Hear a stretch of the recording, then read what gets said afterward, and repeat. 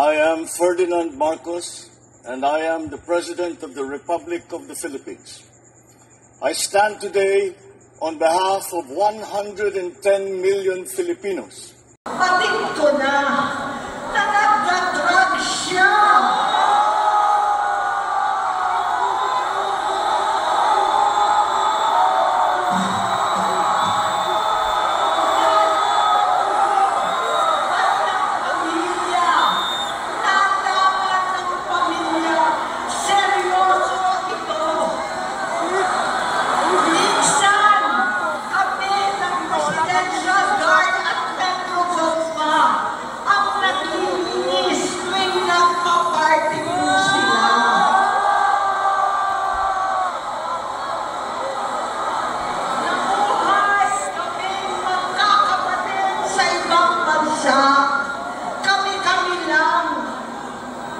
Kinumbinsi ko pa si Bongbong, pakasalan mo na si Lisa. Naisip ko noon, kapag nag-asawa siya, malalagay na sa tahimik at magkakaroon ng direksyon. Ang laki ng pagkakamali ko. Mas lumala ang kanyang pagdulong, magkalulong sa droga.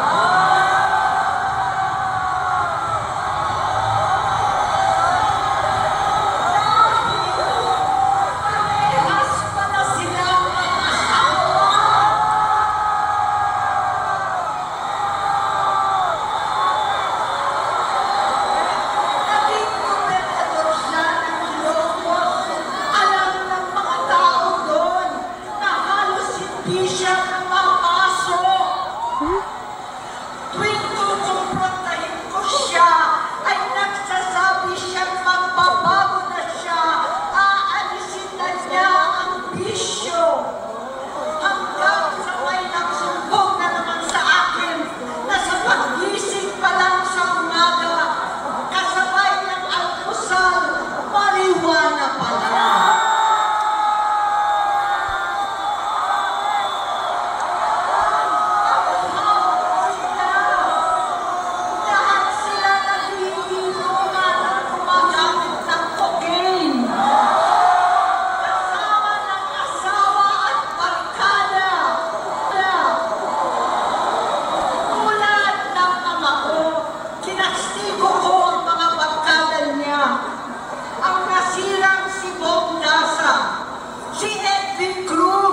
Inigo, Tony Boy, Sam Anton, alam po ninyo yan. Paano nagre-resign na sa takot ang mga pulis nila at staff dahil sa lumalalang bisyo. Ay, grabe. Inayos ko sila dahil gusto niyang ituwid ang buhay niya. Galing manira ni Ivy. Gusto niyang mag-vice-presidente. Hindi siya pinalad at lahat nagkaroon ng oras para sa bisyo. Simula noon, naging malabo sa amin ang lahat. Kaysa mag-away, bigla na lamang lumayo ang loob namin sa isa't isa. Noong 2016, kasabay ng kampanya ni dating Pangulong Duterte laban sa droga, lumabas ang pangalan ni Bongbong sa listahan. Nakasama siya sa listahan ng mga celebrities, mga artista, Maricel Soriano at iba pa. Grabe. Pati Masinsinan kong kinausap si Pangulong Rodi. Halos manikluhod ako. Sinabi kong ayon sa kapulisan, dapat unahin, usigin ang mga pusher at sa kadalamang sagipin ang mga user. Naligtas si Bongbong. Labis ang takot ko at pag-aalala. Kinausap ko siya at nagsabi siya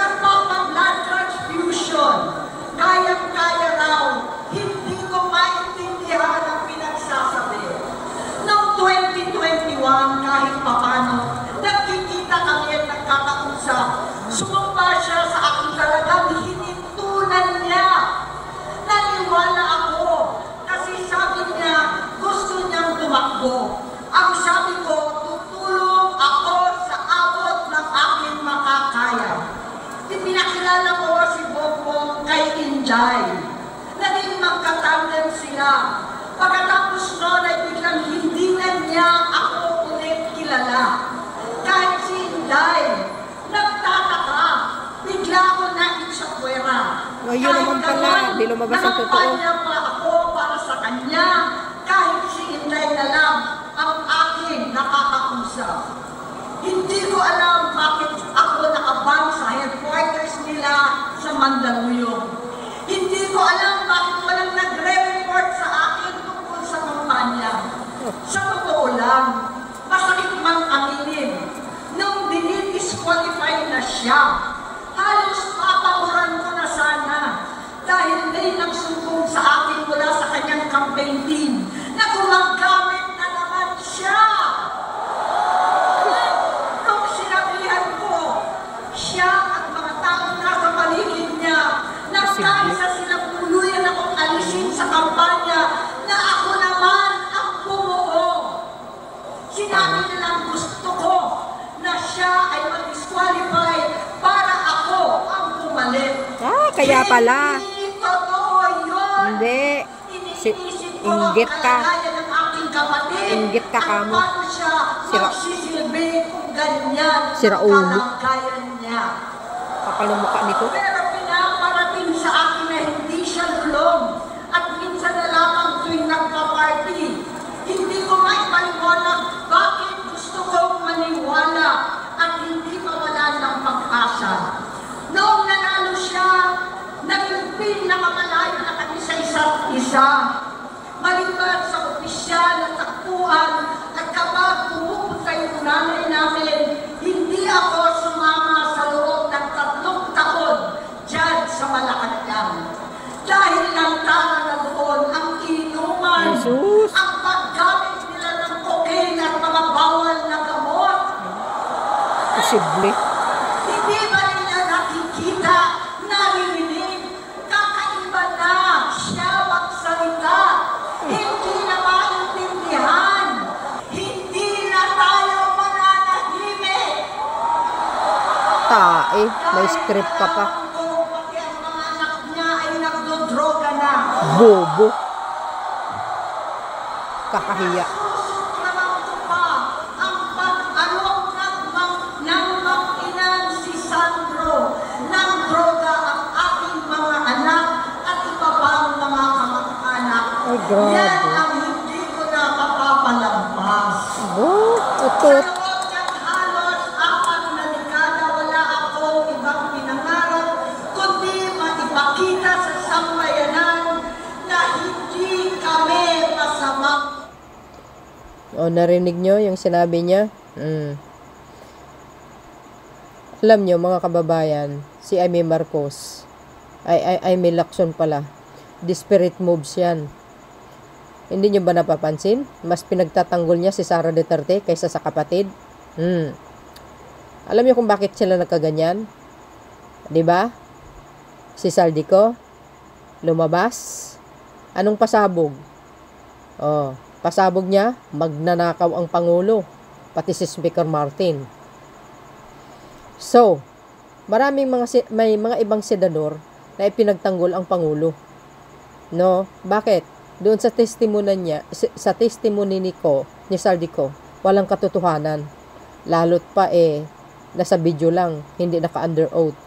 So, sabi ko nga, yung testimony ni Saldico, yun po ay scripted. Kung sino po ang nasa likod ni Gutesa, iisa lang po sila. At kilala nyo po kung sino ang nasa likuran mga yan. Di ba? Oh. Ito lang masasabi ko. Si Saldico po, part ng distab laban sa Pangulo yun. Ngayon, kaya ginawa nila yan, kasi gusto nila makuha ang simpatya ng taong bayan, para mapatalsik ang Pangulo. Ganun lang po yun. Now, dahil hindi po kumagat yung pasabog ni Saldico, nalalagay na sa ngayon sa alanganin, mapapauwi yan di oras. O, ito na. Ito na naman, another tactic moves. O, yung ginawa ni Amy. Lahat na. Kay si Adik, sugal. Si Pangulong Marcos Jr. ba na nagsusugal? Ang alam ko, hindi Kahit hindi ko nakikita. sa itsura ni PBBM, kung talagang gumagamit siyang droga ngayon, ganun ba siya magsalita sa international? Ang galing magsalita, di ba? Parang ang tingin ko si Amy Marcos ang si Amy Lacson ang bangag nakikita niya si PBBM, pero si Digong hindi niya kinall out. Adik, gumagamit ng Pintanol, protector ng mga drug lord. Di ba? Si Sara. Sino mas mukhang adik sa kanilang ni Pangulong Marcos Jr.? Sara Duterte. Tingnan niyo mga tattoo niya hanggang singit niya. Siguro. Di ba? Magkapatid na Duterte. Mukhang mga adik yan, mga bangag. Ito lang mga kababayan ilalagay ko lang sa screen ko, no? Paano nyo masasabi na si Pangulong Marcos Jr. gumagamit ng bawal na gamot samantalang before na mag-running for president, binanata na siya ni Digong na sinasabi niya weak at bangag. Gumagamit daw ng illegal na gamot. Paano nyo masasabi yun, mga kababayan? Noong 2021 na yun, ay nagpa-drug test ang Pangulo sa St. Luke's, negative. Oo. Totoo po yun. Kahit i-research nyo. Dahil doon sa panawagan ni Digong. Di ba? Pangalawa, paano nyo masasabi na si Pangulong Marcos Jr. gumagamit ng illegal na gamot kung every year ay nagre-renew po siya ng lisensya sa kanyang baril? Bakit hindi nyo tanungin sa NBI? Yan naman ang patakaran, di ba? Pag nagre-renew ka ng baril, may pa-drug test yan, mga kababayan. How about that? Di ba? So, ibig sabihin, ang lahat ng paratang ni Senator Amy Marcos, scripted, gawa-gawa. Alam niyo kung bakit? Sinakripisyo niya na siraan ang mismong kapatid alang-alang kay Sara Duterte, mga kababayan. Pangatlo, paano nyo masasabi na si Pangulong Marcos Jr. gumagamit na illegal na gamot kung iisa na lang ang kanyang kidney? Ba't hindi nyo po tatanungin sa doktor yun, mga kababayan? Alam nyo po, bawal na bawal po yan. Ang bawal na gamot kung iisa lang ang kidney mo. Alam ni Amy baliw yan Alam na alam niya. No? Ngayon, dito nyo makikita yung style ni Amy Lacson, same sa style ni Saldico. DDS style. Ito ang pakatandaan nyo. Si dating Pangulong Rodrigo Duterte, mga kababayan, magaling yan sa tanim ebidensya na akala mo totoo. Example na lang natin, si Congressman De Lima. Nakulong ng 7 years without due process, without strong document evidence. Yun lahat yun ay gawa-gawa ng Duterte administration. Ngayon, hindi na po ako nagtataka sa ginagawa ni Amy. Bakit? Kasi nga, mga kababayan, desperado po yan. Dahil ang sinabi ni Secretary Gadon, na malapit na mabubunyag or mabibisto yung bagman niya na sangkot sa flood control. Kung ano ang koneksyon din ng Diskaya. Nako, you see, Secretary Gadon ang nagsalita. Kasi nga, mga kababayan, si PBBM, nung interview niya, wala siyang paki kung sino po ang masasagasaan niya. Either man kamag-anak niya. Once na magkakasala, ma-found out ay sangkot sa korupsyon. Wala siyang paki, ipapakulong yan. Ngayon, nalalagay sa alanganin si Amy Marcos, si Amy Lacson. Dahil matatamaan siya sa investigasyon. Ganyan katinik si Pangulong Marcos Jr. Desperado sila, mga kababayan, kasi ang akala nila makuha nila ang simpatya ng sambayanang Pilipino sa pamamagitan itong paninira ni Senator Amy Lacson at ni Saldico. Yan na nga ang sinasabi ko sa inyo Pagkatapos ni Saldico, anong susunod? Ito na, sabi ko sa inyo, hindi titigil, mayroon pang susunod yan. 'Di ba? O ngayon, tingnan nyo. Pagnanakaw, pagsusugal, pag-iinom, pagtitik ng illegal na droga, parte-parte. Sabi niya ganun, di ba? Wow! Sa Malacanang mismo. Bakit hindi nyo tanungin yung mga nagsiserve kay Pangulong Marcos Jr. kung lasinggo siya? Oh, di ba? Pinapalabas niya dito sa lasinggo, umiinom ang Pangulo eh. Nagsusugal? Biro nyo yun? Now, ito. Ipagpalagay po natin. Gumagamit ng Mary Jane ang Pangulo. Nung kabataan niya pa po yun. Hindi po kasali ngayon siya'y namumuno.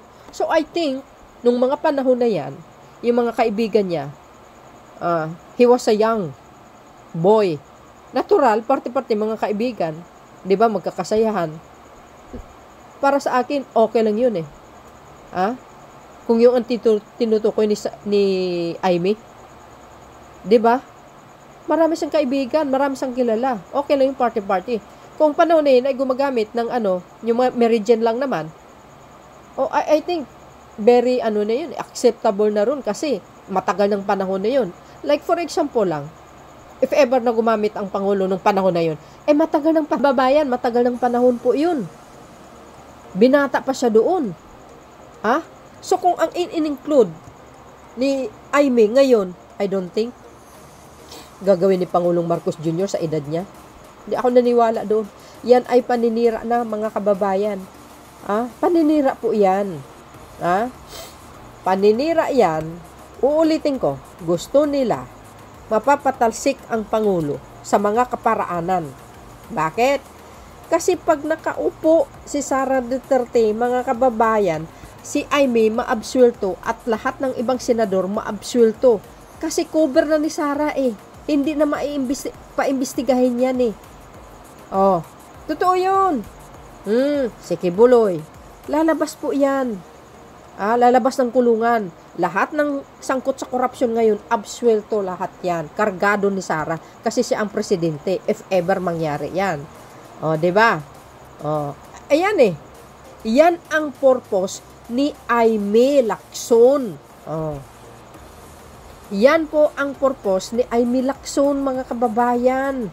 Si Roque makakauwi yan. Nawala ng kaso. Babalik lahat ang mga drug lord na mga chihuahua dito. Babalik ang Pogo. Mas malala ang Ejike. Pupugaran po tayo ng mga chihuahua. Lalong manghaharas ang mga chihuahua sa West Philippine Sea. Yan ang pakatandaan nyo dahil ang inuupo ninyo ay isang pro-China. Lalabas si Kibuloy. Siyempre, mahahadlang si Bato. Hindi makukulong yan. Lahat absuelto. Kumbaga sa Ilocano, amin. Wala. Linis lahat yan. Talamak na naman ang corruption sa bansa na ito. Mga kababayan, remember si Sara Duterte, isang corrupt na opisyal yan. Nasabi kong corrupt dahil hindi niya in-explain yung confidential fund na ginastos niya, na nilustay niya.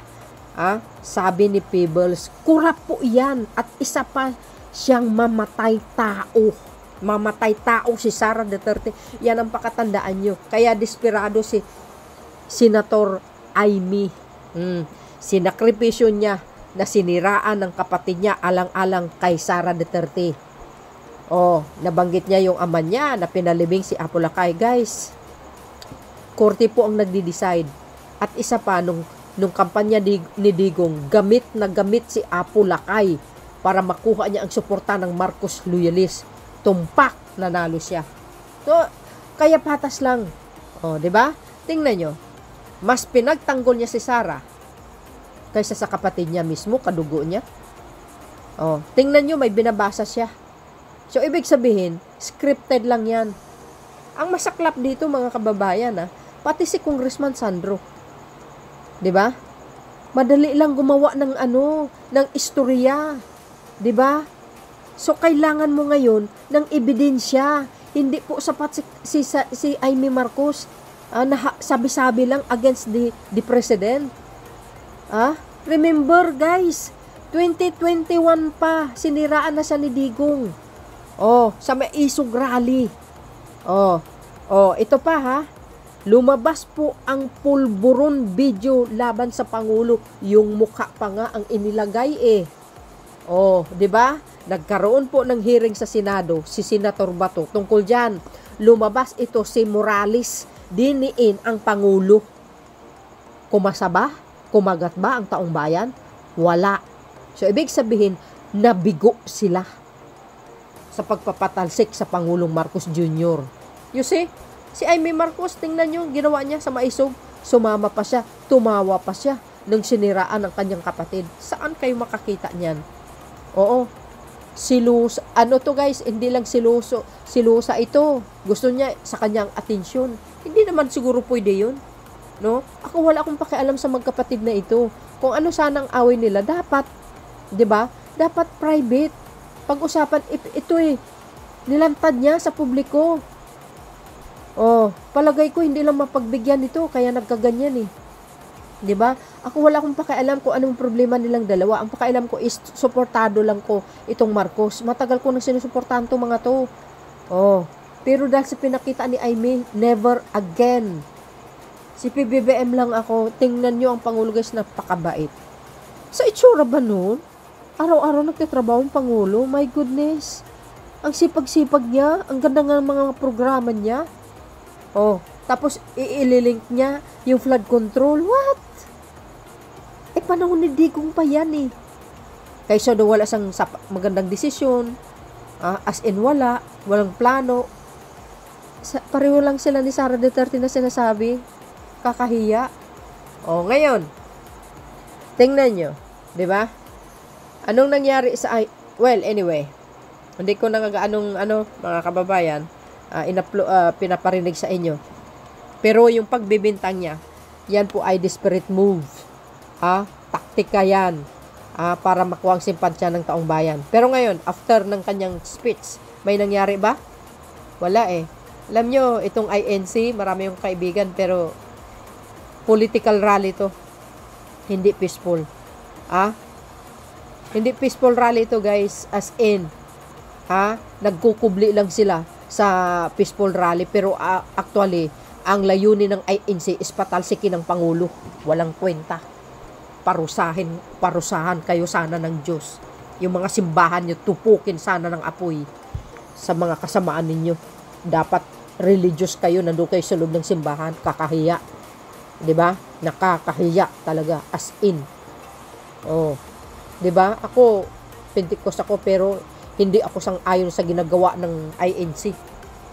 Political rally 'yan. 100%.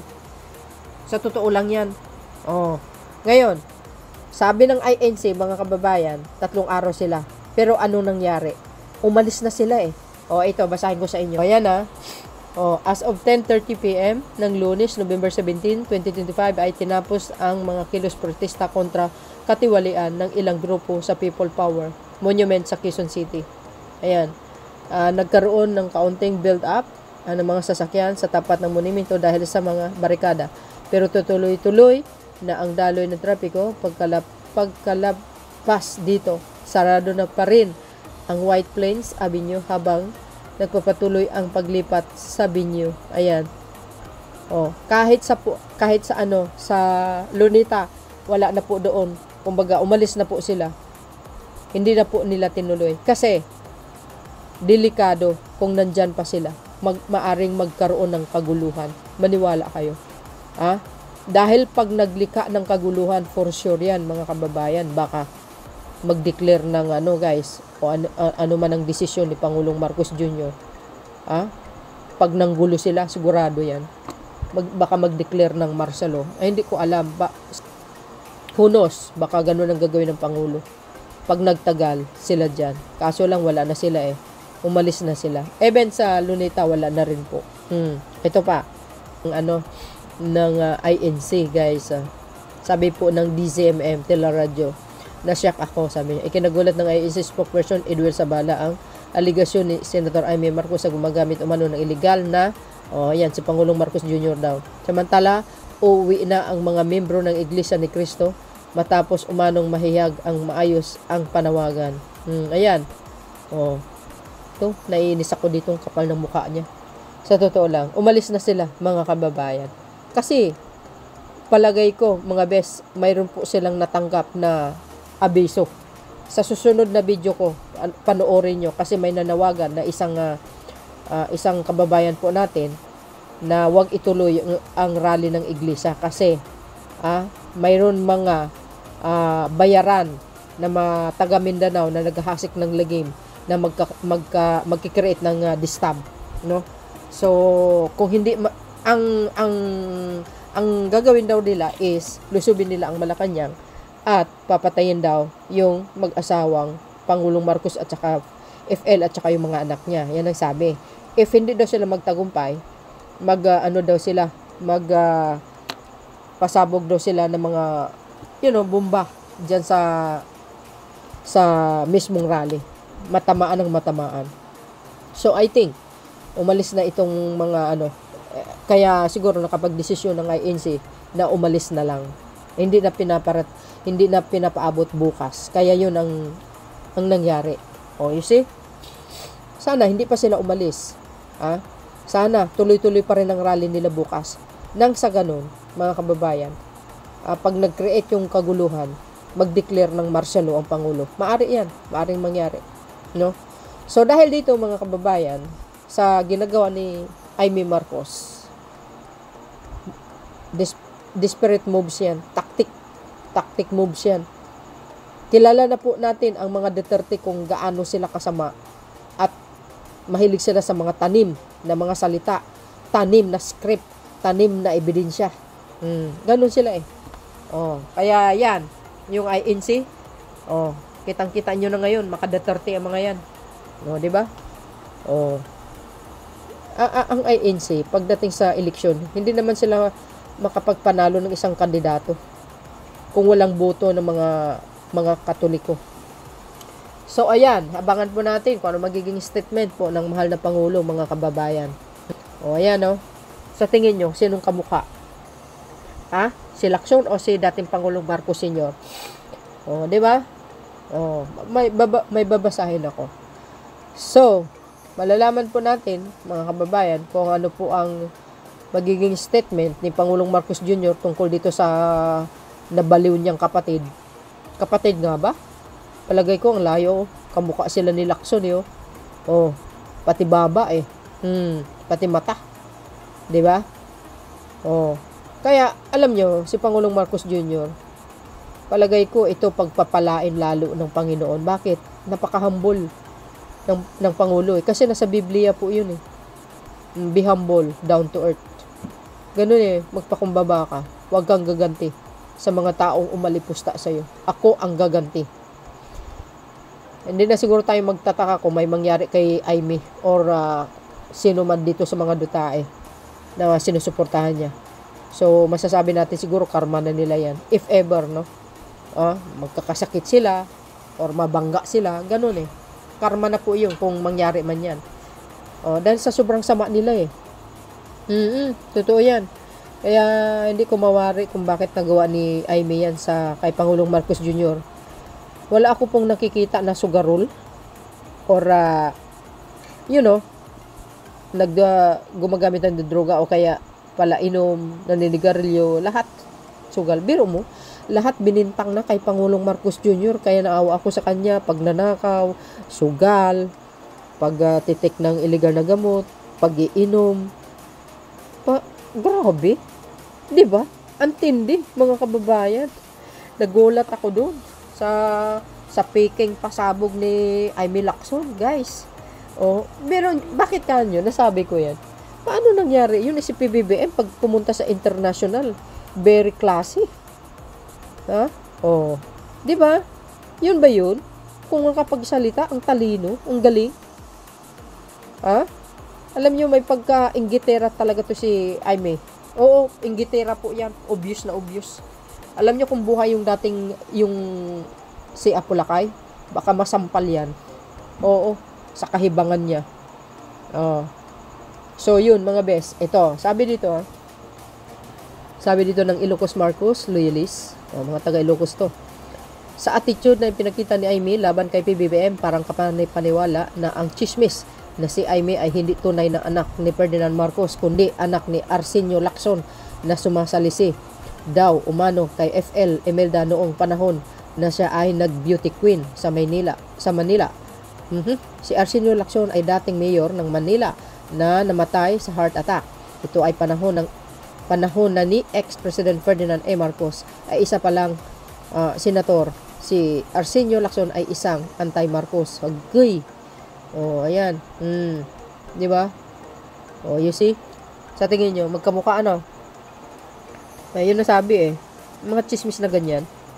Di ba mga kababayan?